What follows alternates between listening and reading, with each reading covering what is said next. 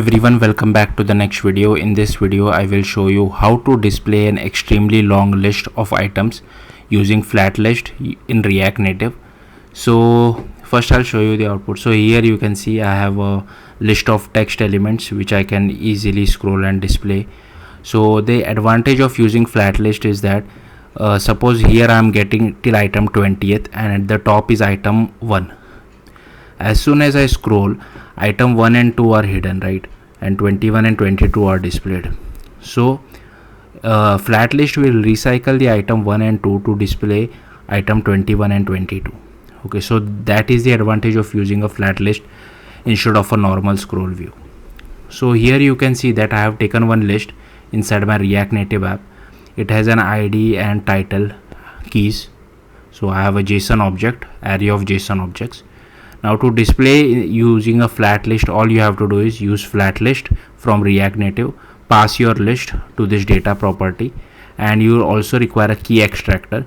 So this key extractor helps FlatList to figure out like differentiate between each and every item. So I think it's good to have this ID. If you can't use this ID, you can also use the index, but personally I don't like using the index. It's better to go with item ID. Make sure even if you're getting this data from backend, make sure you ask your backend guy to provide some kind of an ID or some kind of a differentiating factor.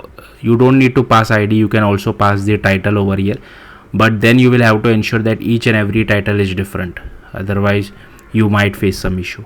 Then we have to use this render item property, which gives an item as well as an index depending on your list. And here you can pass anything. So here, as you can see, I'm using round brackets, so that's why I didn't have to use return. If you're using curly brackets, then I think you will have to use return keyword as well. And here instead of text you can use whatever you feel like, but just for simplicity I have taken it text.